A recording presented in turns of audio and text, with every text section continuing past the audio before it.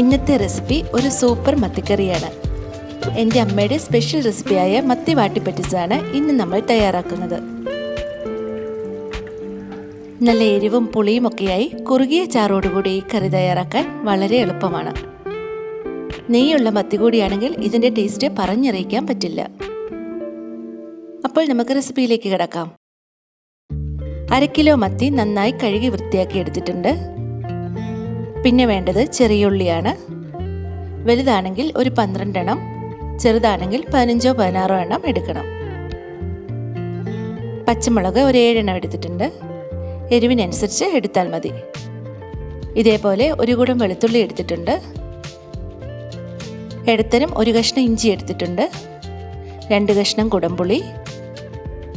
പിന്നെ എടുത്തിരിക്കുന്നത് ഒരു 15 വറ്റൽമുളകാണ്. സാമാന്യം എരിവോട് കൂടിയാണ് ഈ കറി തയ്യാറാക്കുന്നത്.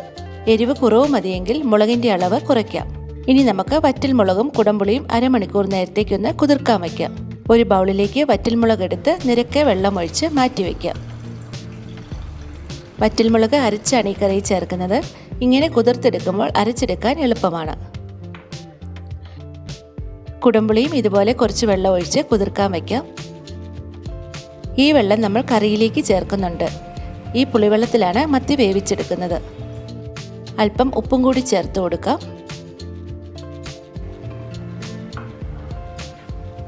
നമുക്ക് ഇഞ്ചി ഉള്ളിയൊക്കെ ഒന്ന് ക്ലീൻ ചെയ്തെടുക്കാം.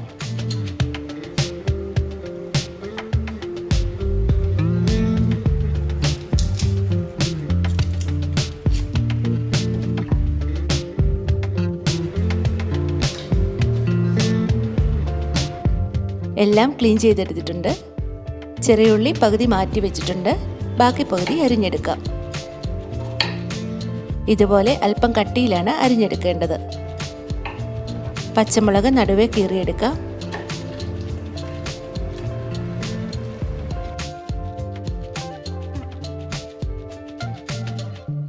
ഇനി ഒരു ചട്ടി ചൂടാവാനായി വെക്കാം. ചട്ടി ചൂടായി കഴിയുമ്പോൾ വെളിച്ചെണ്ണ ഒഴിച്ചു കൊടുക്കാം. എണ്ണ നന്നായി ചൂടായി കഴിഞ്ഞാൽ കടുക് ഇട്ട് കൊടുക്കാം. കടുക് പൊട്ടിക്കഴിയുമ്പോൾ അരിഞ്ഞു വെച്ചിരിക്കുന്ന ചെറിയ ഉള്ളിയും പച്ചമുളകും ചേർത്ത് കൊടുക്കാം. ഇനി ഇതൊന്ന് ഇളക്കി കൊടുക്കാം.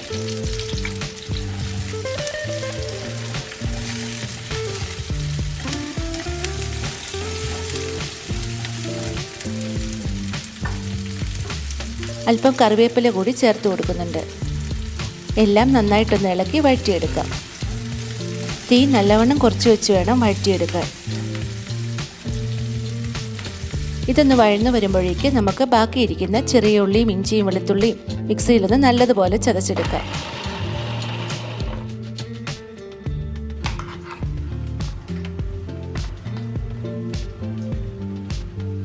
ഇപ്പോൾ ചെറിയ ഉള്ളിയും പച്ചമുളകും വഴന്നിട്ടുണ്ട്. ഇത് സൈഡിലേക്കൊന്ന് മാറ്റിയിട്ട് എണ്ണയിലേക്ക് ചതച്ചെടുത്തത് ചേർത്ത് കൊടുക്കാം. കുറച്ച് സമയം ഇതൊന്ന് നന്നായി ഇളക്കിയതിന് ശേഷം എല്ലാം കൂടി മിക്സ് ചെയ്തിളക്കി പച്ചമണം മാറുന്നത് വരെ വഴറ്റിയെടുക്കണം.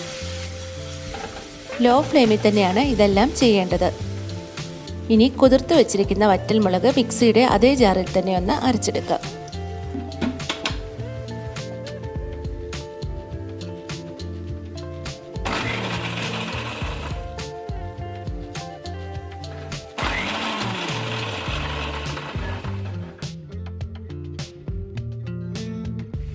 ഈ ഒരു പരുവത്തിൽ അരഞ്ഞാൽ മതിയാവും.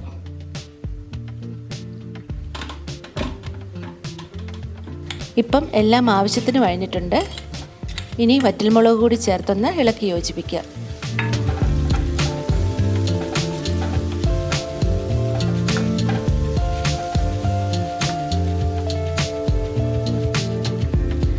അര ടീസ്പൂൺ മഞ്ഞൾപ്പൊടി ചേർത്ത് കൊടുക്കാം. ആവശ്യത്തിനുള്ള ഉപ്പും കൂടി ചേർക്കാം.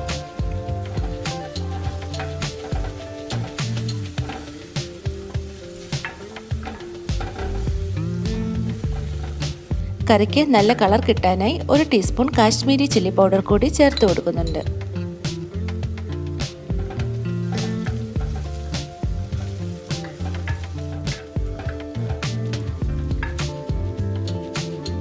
പച്ചമണം മാറുമ്പോൾ കുടംപുളി വെള്ളത്തോടു കൂടി തന്നെ ഒഴിച്ചു കൊടുക്കുക.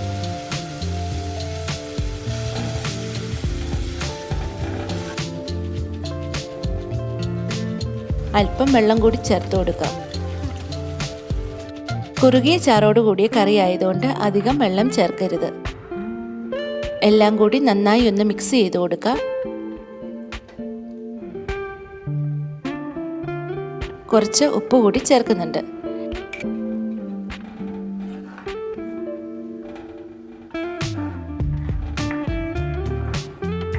ഇനി തീ കൂട്ടി വെച്ച് ചാറ് തിളച്ച് വരുമ്പോൾ മത്തി ചേർത്ത് കൊടുക്കാം.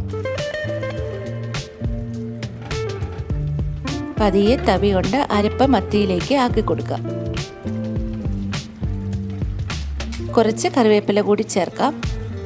നന്നായി തിളച്ച് കഴിയുമ്പോൾ മീഡിയം ഫ്ലെയിമിൽ 10 മിനിറ്റ് അടച്ചു വെച്ച് വേവിക്കാം.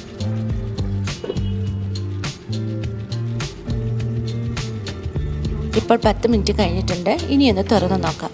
മത്തിക്കറി ചാറൊക്കെ കുറുകി നല്ല പാകത്തിൽ വെന്ത് വന്നിട്ടുണ്ട്. ഇനി തീ ഓഫ് ചെയ്യാം. 1 ടീസ്പൂൺ വെളിച്ചെണ്ണ കൂടി ചേർത്ത് കൊടുക്കാം.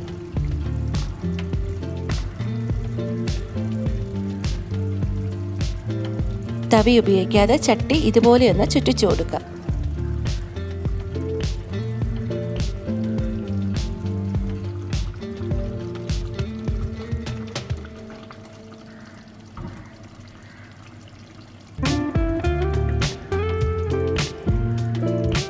ഇനി ചട്ടി അടച്ചു വയ്ക്കാം. തവി ഇങ്ങനെ വെച്ച് അടച്ചാൽ മതി. ആവിവെള്ളം കറിയിലേക്ക് വീഴാതിരിക്കാനാണ് ഇങ്ങനെ ചെയ്യുന്നത്. അങ്ങനെ നമ്മുടെ സൂപ്പർ ടേസ്റ്റി മത്തിക്കറി റെഡിയായി. ഈ ഒരു കറി ഉണ്ടെങ്കിൽ നമുക്ക് ചോറിന് വേറെ ഒരു കറിയും ആവശ്യമില്ല. റെസിപ്പി എല്ലാവർക്കും ഇഷ്ടമായി എന്ന് കരുതുന്നു. അഭിപ്രായങ്ങൾ അറിയിക്കുക. അതുപോലെ ലൈക്ക് ചെയ്യാനും സബ്സ്ക്രൈബ് ചെയ്ത് സപ്പോർട്ട് ചെയ്യാനും മറക്കരുത്.